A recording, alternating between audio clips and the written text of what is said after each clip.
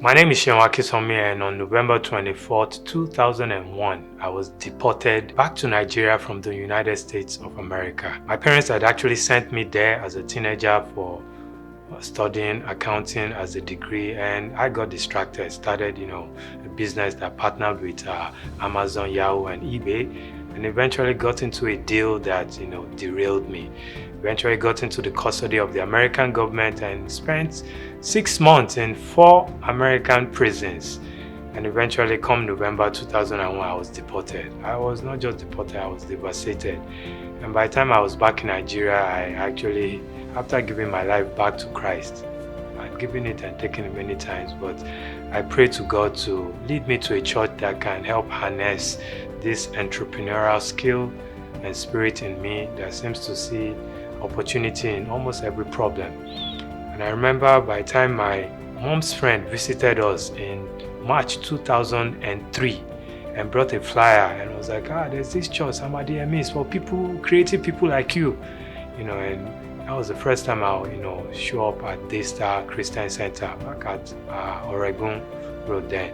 I remember one of the early messages Pastor Sam preached that touches me even still today, and it's part of how I work and live, is how you shouldn't wait to have everything before you start.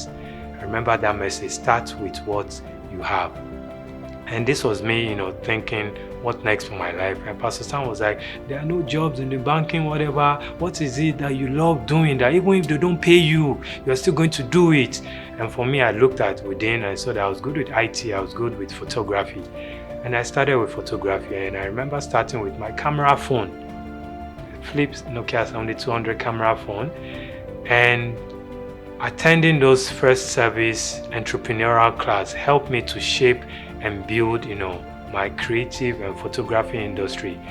Over the years, as a result of the lessons I've learned, being a Daystar member, I've been able to influence quite over 3,000 photographers and creatives, not just in Nigeria, even on the outskirts of Nigeria. And it's something that I don't say with pride, with all humility, because the ability to be able to influence others and ensure that they don't repeat the same mistakes that you've done in your beginning days is something that I'm forever ever grateful for. Not just to say, okay, I've made millions or I've influenced so number of people in the creative industry, but to be grateful for the opportunity to be a blessing in the lives of people.